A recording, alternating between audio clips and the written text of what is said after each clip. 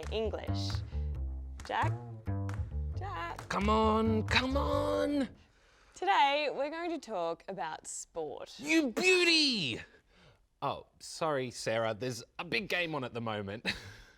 Lots of Australians enjoy playing sport and watching sport. So it's good to know some of the basic vocabulary that's often used to talk about sports.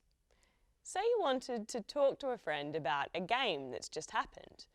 The main questions you might want to ask are who played, who won, and what was the score. For example, Jack was just watching a game of footy, which is a common colloquialism in Australia. Footy is short for football, which in Australia can mean AFL, Australian Rules Football, rugby union, rugby league, or soccer. So what sort of footy was it? AFL. And who played? The Sydney Swans and the Adelaide Crows. Who won? The Crows. And what was the score? 107 to 96. To put that into a sentence, you could say the Sydney Swans played the Adelaide Crows, or the Sydney Swans played against the Adelaide Crows.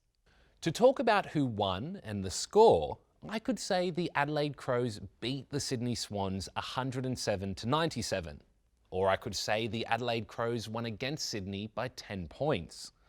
I could also say the Sydney Swans lost to the Adelaide Crows, or the Sydney Swans were beaten by the Adelaide Crows by 10 points. If the scores are the same, we say the game ended in a draw, or it was a draw. Let's look at some expressions and idioms that are often used to describe winning and losing in sport. If a team wins easily, you could say they won hands down, or that it was a one-sided game.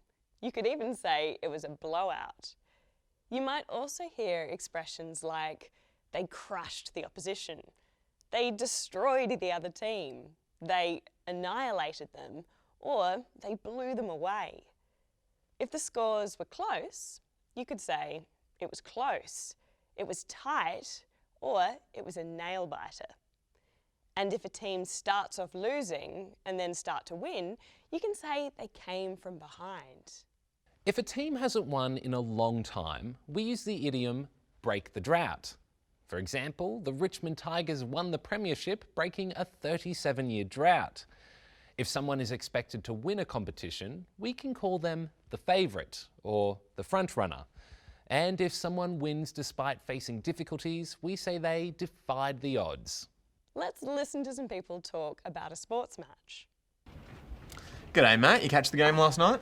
No, who played? Bulldogs took on Richmond. Wow, I'm sorry I missed it. It was really good. It was a nail-biter.